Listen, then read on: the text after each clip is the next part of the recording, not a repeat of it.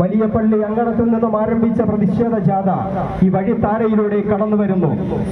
വകുപ്പക സ്വത്തുക്കൾ കൈക്കലാക്കുവാനുള്ള കേന്ദ്ര സർക്കാരിന്റെ നെറികെട്ട നയങ്ങളിൽ പ്രതിഷേധിച്ചുകൊണ്ട് വകുപ്പക സ്വത്തുക്കൾ തട്ടിയെടുക്കുവാനുള്ള കേന്ദ്ര ഗവൺമെന്റിന്റെ അന്യായമായ വകുപ്പ് നിയമ ഭേദഗതിക്കെതിരെ പ്രതിഷേധിച്ചുകൊണ്ട് വകുപ്പ് നിയമ ഭേദഗതി റദ്ദു ചെയ്യണമെന്നാവശ്യപ്പെട്ടുകൊണ്ട് രാജ്യത്തുടനീളം നടക്കുന്ന പ്രതിഷേധങ്ങളുടെ ഭാഗമായി യോനകപ്പുറം വലിയപള്ളി ജമാഅത്തിന്റെ ആഭിമുഖ്യത്തിലുള്ള പ്രതിഷേധ ജാഥ ഈ വഴിത്താരയിലേക്ക് കടന്നു വരുന്നു.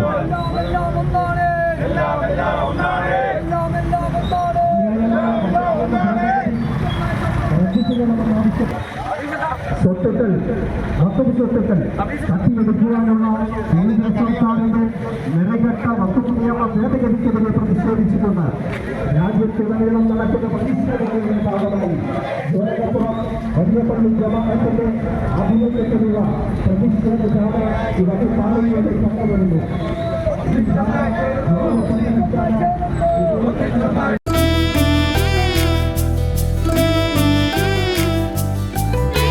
കഥകൾ നിങ്ങളുടെ ആഭരണം പറയട്ടെ. ചുങ്കത് ജ്വല്ലറി. ചർച്ച ചെയ്യപ്പെട്ടുകൊണ്ടിരിക്കുന്ന വലിയ ഒരു പ്രധാനപ്പെട്ട വിഷയത്തെ സംബന്ധിച്ച അതിലെ ഒരു പ്രതിഷേധം എന്ന നിലയിലാണ് വഖഫ് നിയമ ഭേദഗതി എന്ന് പറയുന്നത്. ഈ രാജ്യത്തിൻ്റെ നേട്ടത്തിനാണെങ്കിൽ സ്വാഭാവികമായും ആരും അത് ഉൾക്കൊള്ളും. രാജ്യത്തിൻ്റെ നന്മയ്ക്ക് വേണ്ടിയിട്ടാണെങ്കിൽ തീർച്ചയായും അത് ഉൾക്കൊള്ളുന്നതിന് ഒരു സംശയവുമില്ല. ഇത് രാജ്യത്തിൻ്റെ ഭേദഗതി, ഈ വഖഫ് ഭേദഗതിയിലൂടെ ഉദ്ദേശിക്കുന്നത് രാജ്യത്തെ ഇങ്ങനെ പല ഘട്ടങ്ങളിലാക്കി പല തട്ടുകളിലാക്കി ജാതിയും മതവും പറഞ്ഞ ആളുകളെ തമ്മിലടിപ്പിച്ച് അതിലൂടെ നേട്ടമുണ്ടാക്കാൻ കഴിയുമോ എന്ന് ശ്രമിക്കുന്ന ഒരു വിഭാഗത്തിൻ്റെ ശ്രമത്തിൻ്റെ ഫലമായിട്ടാണ് ഇത്തരത്തിൽ ഒരു വഖഫ് നിയമം ഭേദഗതി വന്നിട്ടുള്ളത് എന്നൊക്കെ അറിയും. ഞാൻ ഈ നിൽക്കുന്ന ഈ പ്രദേശത്തിനൊരു പ്രത്യേകത, ഈ യോഗ സ്ഥലത്തിനൊരു പ്രത്യേകതയുണ്ട്. നൂറ്റാണ്ടുകളുടെ പഴക്കമുള്ള അപ്പുറത്തെ ഗണപതി അമ്പലം, അതുപോലെ 600 വർഷം പഴക്കമുള്ള ഹമീദിയ പള്ളി, അതിനപ്പുറത്തേക്ക് നമ്മുടെ ആണ്ടാമുഖത്തെ സെന്റ് സേവിയേഴ്സ് പള്ളി, ഈ മുത്താരിയമ്മൻ കോവിൽ ഉൾപ്പെടെയുള്ള എല്ലാ ശരിക്കു പറഞ്ഞ അക്ഷരാർത്ഥത്തിൽ മതേതരത്വത്തിൻ്റെ പ്രതീകമായൊരു പ്രദേശത്താണ് ഞാനും നിങ്ങളും നിൽക്കുന്നത്. അതിലുപരിയായി വളരെ ഒരു ശരിക്കും സ്മരിക്കാതെ പോകുന്നത് ശരിയല്ല എന്ന് പറയാതിരിക്കാൻ നിവൃത്തിയില്ല. ഈ യോഗം നടക്കുന്ന വേദി തയ്യാറാക്കിയിരിക്കുന്നത് പോലും മുത്താരിയമ്മൻ കോവിലിൻ്റെ അമ്പലത്തിൻ്റെ ഒരു പ്രദേശമെന്ന നിലയിൽ അവർ തന്നെ ഉണ്ടാക്കിയെടുത്ത ആ ഒരു സ്ഥലമാണ് നമുക്ക് നൽകിയിരിക്കുന്ന ഈ ഒരു പ്രതിഷേധം നടത്തുന്നത്. അപ്പോൾ സ്വാഭാവികമായും എല്ലാ ജാതി മതസ്ഥരും വ്യത്യസ്ത ആചാരങ്ങൾ ഉൾക്കൊള്ളുന്ന ആളുകളൊക്കെ പലരും ഉണ്ടാകാൻ നമ്മുടെ നാട്ടിൽ. എല്ലാ ജാതി മതസ്ഥർക്കും ചേരുന്നതാണ് ഇന്ത്യ രാജ്യം. എല്ലാവരുടെയും വിശ്വാസം, എല്ലാവരുടെയും ആചാരക്രമം ആഗ്രഹിക്കുന്ന തരത്തിൽ, അവരെ സമുദായം ആഗ്രഹിക്കുന്ന തരത്തിൽ, അവരെ മതം ആഗ്രഹിക്കുന്ന തരത്തിൽ, മതം പറയുന്ന രീതിയിൽ അവർക്ക് ആചാരക്രമങ്ങൾ അത് നടത്തി പോകുവാൻ കഴിയുന്ന ഒരു സാഹചര്യമാണ് ഇന്ത്യയിലുള്ളത്. തവണ നേരത്തെ സൂചിപ്പിച്ചതുപോലെ 165-ലധികം തവണ യോഗം ചേർന്ന് അംഗീകരിച്ച ഇന്ത്യൻ ഭരണഘടന. അത് 950 ജനുവരി 26-ന് ഇന്ത്യൻ റിപ്പബ്ലിക്കായി. അത് ഭരണഘടനാനുസൃതമായിരുന്നു. ഇന്ത്യൻ ഭരണഘടന ഏതൊരു മതത്തിൽ വിശ്വസിക്കുന്നതിനും വിശ്വസിക്കാതിരിക്കുന്നതിനും ഇന്ത്യൻ പൗരന് അനുവാദം നൽകുന്നു. അത് ചോദ്യം ചെയ്യാൻ പാടില്ലാത്തതാണ്. 954-ൽ വഖഫ് നിയമം വന്നതിന് ശേഷം നിരവധി തവണ അത് ഭേദഗതി ചെയ്തിട്ടുണ്ട്. കാലാനുസൃതമായ മാറ്റങ്ങൾ അതിൽ കൊണ്ടുവന്നിട്ടുണ്ട്. 959, 69, 84, 2013 ഒക്കെ ഭേദഗതി കൊണ്ടുവന്നിട്ടുണ്ട്. ഒരു വിവാദവും ഒരു പ്രശ്നവും ഉണ്ടായിട്ടില്ല. പക്ഷെ 2025-ലെ ഭേദഗതി എപ്പോഴും ആ നിയമം അത് കൂടുതൽ ശക്തമാക്കി കുറ്റമറ്റതാക്കുന്ന തരത്തിലുള്ള ഭേദഗതിയാണ് കൊണ്ടുവന്നിട്ടുള്ളതെങ്കിൽ 2025 എത്തുമ്പോ അതിനെ നിലവിലുള്ള നിയമങ്ങളുടെ എല്ലാ സംരക്ഷണവും പൂർണ്ണമായും എടുത്തു മാറ്റി തങ്ങളുടെ അധികാരത്തിലേക്ക്, രാഷ്ട്രീയ അധികാരം കൈയാളുന്നതിലേക്കും മറ്റുള്ള മതസ്ഥരുടെ വിശ്വാസികളുടെ അവകാശമേൽ കൈകടത്തുന്നതിനുമുള്ള ഉപാധിയാക്കി നിയമപരമായി അതിനെ മാറ്റുന്നതാണ് 2025-ലെ ഭേദഗതി. സഹകരിക്കേണ്ടടുത്ത് ഒരുമിക്കേണ്ടടുത്ത് ഒരുമിച്ച് നിൽക്കുന്ന ജനതയാണ് കേരള ജനത.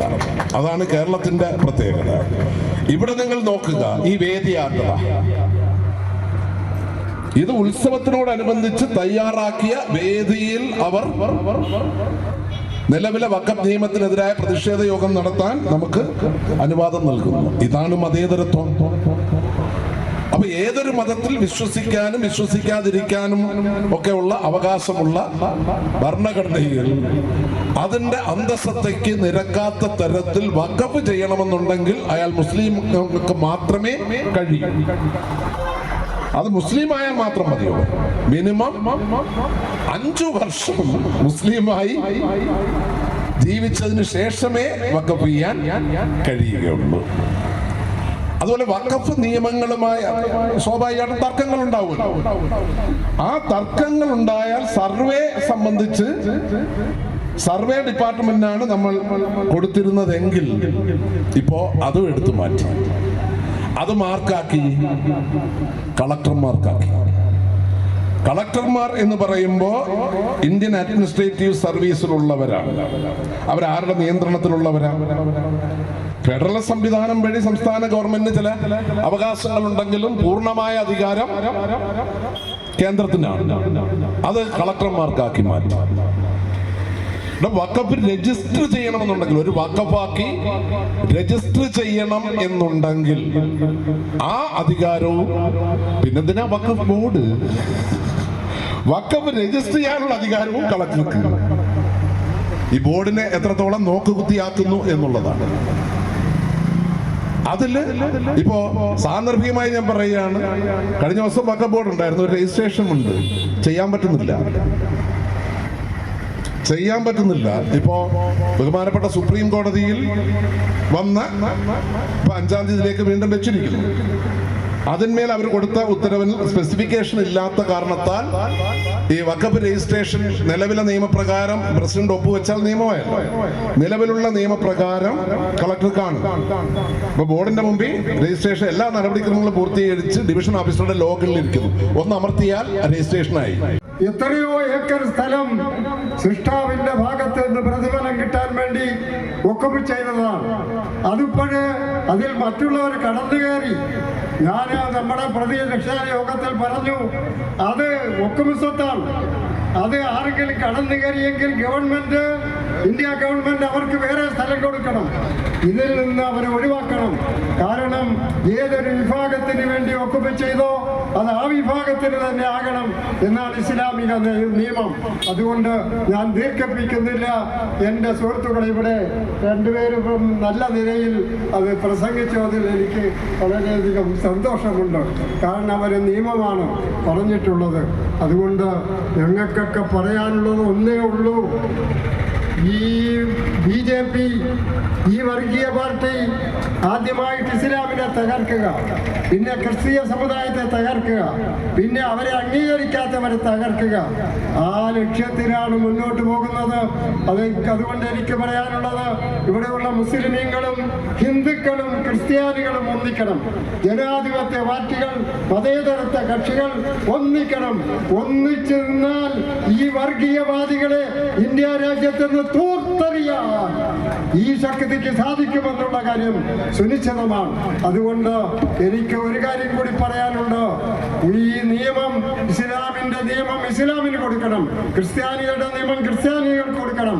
അതുകൊണ്ട് ഇതിനെ ആക്രമിക്കാൻ മുന്നോട്ട് വന്നാൽ, ചിലപ്പോൾ ജീവൻ കൊടുക്കേണ്ടി വന്നാൽ അതിന് പോലും പിന്മാറുകയില്ല എന്നുള്ള കാര്യം കൂടി പ്രഖ്യാപിക്കുവാൻ ഞാൻ ആഗ്രഹിക്കുകയാണ്. അല്ലാഹു സുബ്ഹാനഹു വ തആല ഈ ഫിത്നകളെ തൊട്ട്, ഈ വർഗീയവാദികളെ തൊട്ട് ഇന്ത്യ രാജ്യത്തെ രക്ഷപ്പെടുത്തട്ടെ. ജനാധിപത്യവും മതേതരത്വമുള്ള എല്ലാ ജനങ്ങളും ഒറ്റക്കെട്ടായി ഈ കേരളത്തിൽ നിൽക്കുന്നത് പോലെ മുസ്ലിമീങ്ങളും ഹിന്ദുക്കളും ക്രിസ്ത്യാനികളും ജനാധിപത്യവാദികളാണ്, മതേതരത്വത്തിൽ വിശ്വസിക്കുന്നവരാണ്. അവരൊറ്റക്കെട്ടായി നിൽക്കുകയാണെങ്കിൽ ഈ ഇന്ത്യ രാജ്യത്ത് ഈ വർഗീയവാദികളെ കയറ്റാൻ സാധ്യമല്ല എന്നുള്ള കാര്യം വ്യക്തമാണ്. അല്ലാഹു സുബ്ഹാനഹു വ തആല ഈ മതേതരത്വത്തെ നിലനിർത്തട്ടെ, ജനാധിപത്യത്തെ നിലനിർത്തട്ടെ.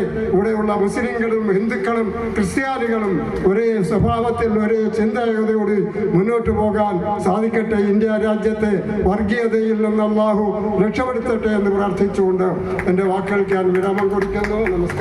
സ്വത്തുക്കൾ എങ്ങനെ ഉപയോഗിക്കണമെന്ന് തീരുമാനിക്കാനുള്ള അവകാശം ഒരു നരേന്ദ്രമോദിക്കും ഭാരതീയർ അടിയറ വെക്കില്ല എന്ന കൃത്യമായ സന്ദേശത്തോടു കൂടിയാണ് നമ്മൾ ഈ പ്രതിഷേധ സമ്മേളനങ്ങൾ നടത്തുന്നത്. ജീവകാരുണ്യ പ്രവർത്തനങ്ങൾക്കോ ആത്മീയ ആവശ്യങ്ങൾക്കോ വഖഫ് ദാനം നൽകിയാൽ ആ വഖഫ് തിരിച്ചെടുക്കാനോ അത് ഇന്ന ആവശ്യത്തിന് എടുക്കണമെന്ന് നിർദ്ദേശിക്കാൻ ഉടമസ്ഥന് പോലും കഴിയാത്ത രീതിയിൽ കൃത്യമായ നിയമമുള്ള വഖഫ് അവകാശം, ആ വഖഫ് അവകാശത്തിന് തുരങ്കം വെക്കുവാൻ രാജ്യം ഭരിക്കുന്ന നരേന്ദ്രമോദി സർക്കാർ RSSന്റെ കുഴലൂത്തുകാരായി നടത്തുന്ന ഇത്തരം പ്രവർത്തനങ്ങളെ തുറന്നെതിർക്കുക എന്നുള്ളത് ഏതൊരു മതേതരവാദിയുടെയും ഉത്തരവാദിത്തമാണ്. നമുക്കറിയാം, ബ്രിട്ടീഷ് പൂർവ്വ ഭരണകാലത്ത് തന്നെ ഇന്ത്യയിൽ വഖഫ് നിയമം അല്ലെങ്കിൽ വഖഫ് അവകാശങ്ങൾ നിലനിന്നു. ഒരു നിയമത്തിന്റെയും പിന്തുണയില്ലാതെ തന്നെ അത്തരം അവകാശങ്ങൾ ചെയ്തുകൊണ്ടിരുന്നു. ജനങ്ങൾക്ക് മാത്രമല്ല, അലയുന്ന നായ്ക്കൾക്ക് പോലും ആശ്രയമാകുവാൻ ഇത്തരം കാര്യങ്ങൾ ഉപയോഗപ്പെടുത്തുന്ന മനുഷ്യർക്കും എല്ലാ ജീവജാലങ്ങൾക്കും സഹായം നൽകുന്ന രീതിയിലേക്ക് വഖഫ് അവകാശങ്ങൾ ഇന്ത്യയിൽ എത്രയോ കാലങ്ങൾ സഹസ്രാബ്ദങ്ങൾക്ക് മുമ്പേ ഉണ്ടായിരുന്നു. അതിനൊരു ഏകീകൃത നിയമം ശരിക്കും ലിഖിതമായി നമ്മുടെയൊക്കെ ശ്രദ്ധയിൽപ്പെട്ടത് 1913 സുൽത്താനേറ്റ് ഓഫ് ഡൽഹിയിലെ സുൽത്താൻ മൊയ്സുദ്ദീൻ അദ്ദേഹം സാങ്കന പള്ളിക്ക് 2 ഗ്രാമങ്ങൾ വിട്ടുകൊടുത്തുകൊണ്ട് ഈ വഖഫ് ആരംഭിച്ചതിന് ശേഷം 1913 ബ്രിട്ടീഷുകാർ പാസാക്കിയ നിയമമുണ്ട്, വഖഫ് വാലിഡേറ്റിംഗ് ആക്ട് എന്ന് പറഞ്ഞുകൊണ്ട്. അതിനുശേഷം 1933 ഉണ്ടായി. തുടർന്നുള്ള നിയമങ്ങളെ കുറിച്ച് MLA ഇവിടെ പ്രതിപാദിച്ചതുകൊണ്ട് ഞാൻ അതിലേക്ക് കടന്നു പോകുന്നില്ല. 1995 വഖഫിന്റെ വ്യക്തമായ നിർവചനത്തോടുകൂടി തന്നെ അധികാരങ്ങളും അവകാശങ്ങളും ഉത്തരവാദിത്തങ്ങളും പ്രതിപാദിച്ചുകൊണ്ട് ഇന്ത്യ രാജ്യത്ത് നടപ്പിലാക്കിയ വഖഫ് നിയമം തുടർന്നും അതിന് കൂടുതൽ 2013 കൂടുതൽ വ്യക്തത വരുത്തിക്കൊണ്ടുള്ള നിയമം, ആ നിയമത്തിന്റെ ഒക്കെ പിൻബലത്തിൽ ഇന്ത്യയിലെ വഖഫ് സ്വത്തുക്കൾ കൈകാര്യം ചെയ്തുകൊണ്ട് പോവുകയും വഖഫ് സ്വത്തുക്കളുടെ നിർവഹണത്തിന് സംസ്ഥാന തലത്തിൽ സംസ്ഥാന വഖഫ് ബോർഡും ദേശീയ തലത്തിൽ ദേശീയ വഖഫ് കൗൺസിലുമായി പ്രവർത്തിച്ചുകൊണ്ട് മുന്നോട്ട് പോകുമ്പോൾ തർക്കമുണ്ടായാൽ പരിഹരിക്കുവാൻ ട്രൈബ്യൂണലുകൾ സ്ഥാപിച്ചുകൊണ്ട് ആ ട്രൈബ്യൂണലുകൾ എന്ന രീതിയിൽ ഇന്ത്യ രാജ്യത്ത് 32 ട്രൈബ്യൂണലുകൾ ഇപ്പോൾ നിലവിലുണ്ട്. അങ്ങനെ പോയിക്കൊണ്ടിരിക്കുമ്പോഴാണ് യാതൊരു പ്രശ്നങ്ങളും ഇല്ലാതിരുന്ന സാമൂഹിക അന്തരീക്ഷത്തിൽ വഖഫ് സ്വത്ത് സംബന്ധിച്ച് ഇന്ത്യയിൽ യാതൊരു വലിയ തർക്കങ്ങളും ഇല്ലാതിരുന്ന ഒരു സുപ്രഭാതത്തിൽ 2024 ഓഗസ്റ്റ് മാസം 8-ാം തീയതി വഖഫ് ഭേദഗതി നിയമം ഇന്ത്യൻ പാർലമെന്റിൽ നരേന്ദ്രമോദി അവതരിപ്പിക്കുകയാണ്. പ്രതിപക്ഷം കോൺഗ്രസിന്റെ നേതൃത്വത്തിൽ മതേതര പ്രതിപക്ഷ രാഷ്ട്രീയ കക്ഷികൾ ഇന്ത്യൻ പാർലമെന്റിൽ അതിശക്തമായ പ്രതിഷേധം ഉയർത്തിയപ്പോ അത് JPCക്ക് വിട്ടു. ജഗദംബിക പാൽ എന്ന് പറയുന്ന നേതാവ് BJP നേതാവ് അധ്യക്ഷതയുള്ള JPCക്ക് വിട്ടു. JPC പരാതികൾ ജോയിന്റ് പാർലമെന്ററി കമ്മിറ്റി പരാതികൾ പരിശോധിച്ചു. ഭരണകക്ഷി കൊടുത്ത 14 ഭേദഗതികളും അംഗീകരിച്ചു. പ്രതിപക്ഷം കൊടുത്ത 44 ഭേദഗതികളിൽ ഒന്നുപോലും അംഗീകരിക്കാതെ BJP എന്ന് പറയുന്ന, ഒരിക്കൽ കൂടി ഞാൻ പറയാൻ ആഗ്രഹിക്കുന്നു, RSSന്റെ ദാസ്യവൃത്തി ചെയ്യുന്ന ഇന്ത്യയുടെ പ്രധാനമന്ത്രി നരേന്ദ്രമോദിയുടെ നേതൃത്വത്തിൽ ആ വഖഫ് ഭേദഗതി നിയമം ഇന്ത്യ രാജ്യത്ത് പാസാക്കി. സമ്മേളനം കൂടുന്നത് അധ്യക്ഷനും ഉദ്ഘാടകനും ചൂണ്ടിക്കാണിച്ചതുപോലെ പണ്ടകശാല ഗണപതി തമ്പുരാന്റെ തിരുമുറ്റത്ത്, മാരിയമ്മൻ ഭഗവതിയുടെ തിരുമുറ്റത്ത്, തൊട്ടപ്പുറത്ത് നൂറ്റാണ്ടുകളുടെ പാരമ്പര്യമുള്ള ഹമീദിയ പള്ളിയുടെ തിരുമുറ്റത്ത്, അതിന്റെ അപ്പുറത്തേക്ക് സെന്റ് സേവിയേഴ്സ് പള്ളിയുടെ തിരുമുറ്റത്ത്, ഇവിടെ ജാതിക്കും മതത്തിനും അതീതമായി മനുഷ്യർ ഒന്നായി കഴിയുന്ന പുണ്യഭൂമി. അത് ഈ പണ്ടകശാല പ്രദേശത്തിന്റെ മാത്രം ചിത്രമല്ല, കേരളത്തിന്റെ പൊതുചിത്രമാണ്.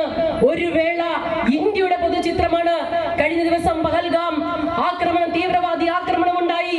ആ ആക്രമണം ഉണ്ടായപ്പോൾ തദ്ദേശീയരായ മുസ്ലിം സഹോദരന്മാർ അവരുടെ ജീവൻ പോലും പണയപ്പെടുത്തിക്കൊണ്ട് ടൂറിസ്റ്റുകളായി എത്തിയ മലയാളികൾ അടക്കമുള്ളവരെ രക്ഷിക്കുന്ന കാഴ്ച അത് ഇന്ത്യൻ മതേതരത്വത്തിന്റെ നേർക്കാഴ്ചയായിരുന്നു.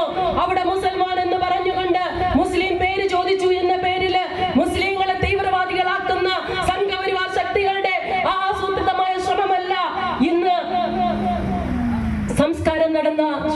ബാലചന്ദ്രന്റെ മകൾ ആരതി, ആ പെൺകുട്ടി ഈ ലോകത്തോട് വിളിച്ചു പറഞ്ഞു, എനിക്ക് കാശ്മീരിൽ 2 ആങ്ങളമാരുണ്ട്. സമീ ഹുസൈൻ എന്ന് പറയുന്ന ആങ്ങളമാർ, മുസാഫിർ എന്ന് പറയുന്ന ആങ്ങള എന്റെ ജ്യേഷ്ഠനെയും അനുജനായി നിന്നുകൊണ്ട് എന്നോടൊപ്പം രാത്രി എന്നില്ലാതെ പകലെന്നില്ലാതെ മോർച്ചറിക്ക് മുന്നിലും ആശുപത്രിയിലും വിമാനത്താവളം വരെ എന്നെ അനുഗമിച്ചത് കാശ്മീരി ഡ്രൈവർമാരായ മുസാഫറും സമീറുമാണെന്ന് ആ പെൺകുട്ടി പറയുമ്പോ, ജാതി അടിസ്ഥാനത്തിലല്ല, മതത്തിന്റെ പേരിലല്ല, ഇന്ത്യയിൽ മനുഷ്യരെ കാണുന്നു എന്നതിന്റെ ഏറ്റവും അവസാനത്തെ സൂചന, ഏറ്റവും അവസാനത്തെ ഉദാഹരണം ഞാൻ ചൂണ്ടിക്കാണിക്കാൻ ആഗ്രഹിക്കുന്നു. പ്രിയപ്പെട്ടവരെ, അങ്ങനെ ഇസ്ലാം മതവിശ്വാസികളെ പിടിച്ച് അവരുടെ അവകാശങ്ങളുടെ മേൽ കടന്നുകയറ്റം നടത്തിക്കൊണ്ട് അവരുടെ സ്വത്തുക്കൾ കൈക്കലാക്കാനുള്ള ഗൂഢശ്രമങ്ങൾ നടത്തുമ്പോ അതിനെ അംഗീകരിച്ചു കൊടുക്കുവാൻ ഇന്ത്യ രാജ്യത്തെ ഹിന്ദുക്കൾ തയ്യാറാവില്ല, ഇന്ത്യ രാജ്യത്തെ ക്രിസ്ത്യാനികൾ തയ്യാറാകില്ല, പാഴ്സികൾ തയ്യാറാകില്ല, ജൈനരോ സിഖുകാരോ ആകില്ല. കാരണം മതനിരപേക്ഷതയാണ് ഇന്ത്യയുടെ ഏറ്റവും വലിയ ആത്മാവെന്ന് പറയുന്നത്. അതുകൊണ്ടാണ് പ്രിയപ്പെട്ടവരെ, വഖഫ് നിയമത്തിന്, ഈ ഭേദഗതി നിയമത്തിനെതിരെയുള്ള ഒരുപക്ഷെ ഏറ്റവും കൂടുതൽ പ്രതിഷേധം ഇതര മതസ്ഥരിൽ നിന്നടക്കം ഉണ്ടാകുന്നത് കേരളത്തിൽ ദേവസ്വം ബോർഡുണ്ട്.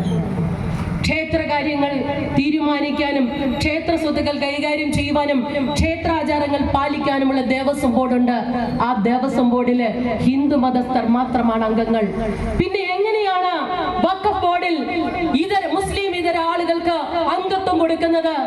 എന്തുകൊണ്ട് മുസ്ലിം സ്വത്തുക്കൾ കൈകാര്യം ചെയ്യുവാനും അവരുടെ അവകാശങ്ങൾ സംരക്ഷിക്കുവാനുള്ള ഉത്തരവാദിത്വം മുസ്ലിം ഇതര ആളുകളെ 2 പേരെയാ ബോർഡിൽ ഉൾപ്പെടുത്താൻ നിർദ്ദേശിക്കുന്നത്? എങ്ങനെ അംഗീകരിക്കാൻ കഴിയും? കോടതി ചോദിച്ചല്ലോ. കോടതി ഈ കേസ് വന്നപ്പോ എടുത്തു ചോദിച്ച ഉയർത്തിക്കാട്ടിയ പ്രധാനപ്പെട്ട പ്രശ്നങ്ങളിൽ ഒന്നാണ് ചീഫ് ഓഫീസറെ അമുസ്ലിമായി നിയമിക്കാം, കേന്ദ്ര സർക്കാർ നിയമിക്കാം. നാളെ RSSകാരൻ വന്ന് വഖഫിന്റെ തലപ്പത്തിരിക്കുന്നത് കാണാൻ ഒരു ഇന്ത്യക്കാരനും താല്പര്യമില്ല.